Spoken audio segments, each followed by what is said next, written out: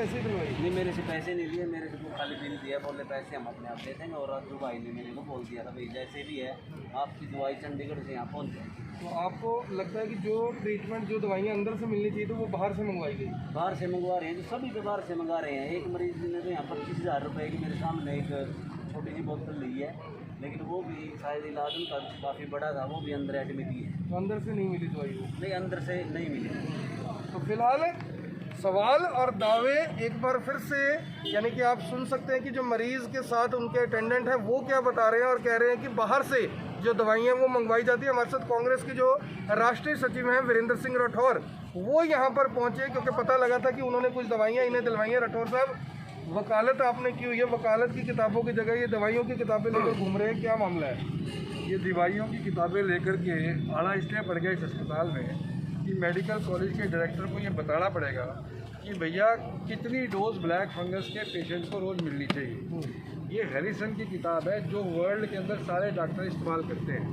मैं बताना चाहता हूँ इस बीमारी को म्यूकोमाइकोसिस कहते हैं, और वर्ल्ड की रिसर्च जो ये सबसे बड़ी रिसर्च है हैरिसन की, वो ये कहती है कि कम से कम एक व्यक्ति जब ब्लैक फंगस से पीड़ित हो जाए उसको मिनिमम 400 से 500 मिलीग्राम का इंजेक्शन डेली चाहिए।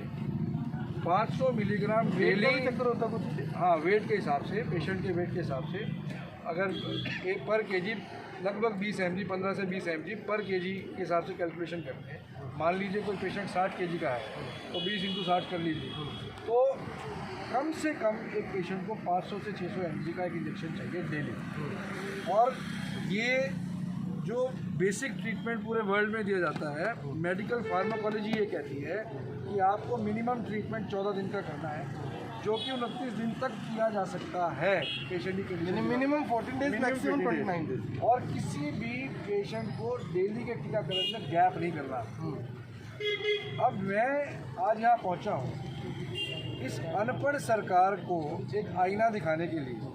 बेतजुर्बे का मुख्यमंत्री और अनपढ़ हेल्थ मिनिस्टर भी मैं कहूँगा कि जिनको ये नहीं मालूम कि कितनी दवाई पेशेंट को देनी है, कितनी तुम सप्लाई कर रहे हो। मैं दावे के साथ कह सकता हूँ यहाँ लगभग, आज अगर आप चेक कर लें ब्लैक फंगस के, लगभग 50 पेशेंट एडमिटेड हैं। जो हरकतें हरियाणा सरकार कर रही है, जिस प्रकार से हरियाणा सरकार काम कर रही है, ये सारे के सारे पेशेंटों को मारने के लिए छोड़ने का काम हरियाणा सरकार करने जा रही है। इसका कारण है, ये बता रहे 3 इंजेक्शन लगे, 18 दिन से ज़्यादा। तो आप 50 के 50 मरीजों से भी पता करेंगे तो ये स्थिति सेम है। अब सवाल इस बात का है कि ब्लैक फंगस का पेशेंट जब आपके पास आ गया, आपको 50 mg का इनका एक इंजेक्शन है, 400 mg आपने देनी है, तो 8 इंजेक्शन चाहिए। तो एक पेशेंट को आपको 8 इंजेक्शन लगाने हैं। तो आपके पास यहाँ पे 70 पेशेंट के लगभग एडमिटेड होंगे। 70 से मुझे पता लगा है 12 की डेथ हो चुकी है। डेथ का कारण भी यही है कि दवाई आप नहीं लगा पा रहे हैं, और यही स्थिति बाकी पेशेंट्स की भी बन सकती है अगर आप समय रहते नीचे। हो क्या रहा है कि आपको एक मरीज को 500 mg दवाई पूरी करने के लिए 8 इंजेक्शन उसको डेली लगाने हैं। तो अगर यहाँ 50 पेशेंट हैं तो 400 इंजेक्शन मेडिकल कॉलेज में सुबह 100% होने चाहिए ताकि वो पूरे 40 पेशेंट्स को लग सके, और 400 इंजेक्शन हर रोज़ चाहिए। तो क्या पता उनके पास स्टॉक में हो? आप ये दावा कैसे कर रहे हो स्टॉक में नहीं है, पूरे इंजेक्शन नहीं लगे? ये मैंने अपने सूत्रों से पता लगाया है कि डरावनी स्थिति ये है कि इनके पास स्टॉक में डेली 25 से 30 इंजेक्शन आ रहे हैं, और पिछले 2 दिनों से तो इंजेक्शन आए नहीं। 3 दिन पहले इंजेक्शन आए थे, लगभग 25 से 30 इंजेक्शन आए। तो अब ये क्या कर रहे हैं कि मुझे ये भी पता लगा है, जैसे परसों लगभग 40 पेशेंट थे, 40 इंजेक्शन आए, तो इन्होंने एक इंजेक्शन जो है हर पेशेंट को लगा दिया। उसका कोई लाभ नहीं। आपने 50 mg का टीका लगा दिया, उसको पूरे दिन में चाहिए 500 mg है, तो आपने सारे पेशेंट्स को एक टीका लगा दिया। पेशेंट को लगा कि हमें तो टीका लग गया, पर उसके शरीर में तो 50 mg गई, इसको शरीर को चाहिए 500 mg। अगर 500 mg नहीं जाएगी तो और भयानक रूप से वो और ग्रसित होगा और निश्चित रूप से मरने का काम करेगा। तो ये अनपढ़ मुख्यमंत्री इस बात को क्यों नहीं समझ रहा कि यहाँ पे ब्लैक फंगस की इतनी रिक्वायरमेंट है। मैं डिप्टी कमिश्नर करनाल से पूछना चाहता हूँ, वो पब्लिक को जवाब दे कि कितने इंजेक्शन का उन्होंने इंतजाम कराया। डायरेक्टर मेडिकल कॉलेज क्यों नहीं सरकार को लिख रहा कि भाई यहाँ पे 400 इंजेक्शन रोज चाहिए, जबकि आ रहे हैं 25 से 30 इंजेक्शन। वो तो सरकार के पास तो जानकारी होगी कि कितने डेली पेशेंट एडमिट होते हैं, जाहिर तौर पर। और अगर डिमांड जानकारी तो नहीं है तो ये अनपढ़ हरियाणा का हेल्थ मिनिस्टर काइंडली ये हैरिसन की किताब पढ़ ले।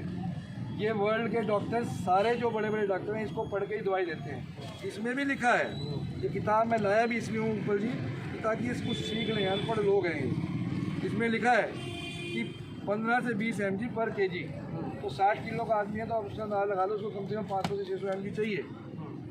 और फार्माकोलॉजी भी ये कहती है कि आपको लगातार, ये देखो, administration and dose, amphotericin B can be administered only और bye injection 50 to 100 mg QID।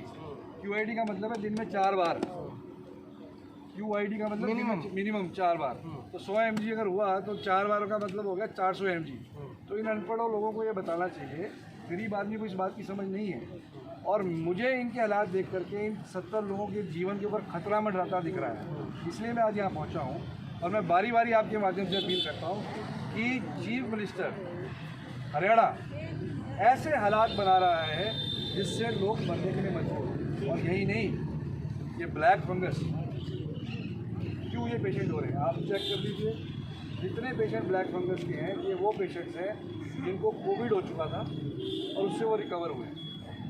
ये जो स्टेरॉइड्स का ट्रीटमेंट किया गया है, इन डॉक्टरों की कमी, किस पेशेंट को कितना स्टेरॉइड देना है वो बगैर चेक करे हुए लगातार क्या एक्सपेरिमेंट किए गए? 100% एक्सपेरिमेंट है। ये मिसमैनेजमेंट ऑफ स्टेरॉइड की दवाई की वजह से ब्लैक फंगस उत्पन्न होती है, दुनिया के किसी और देश में नहीं है।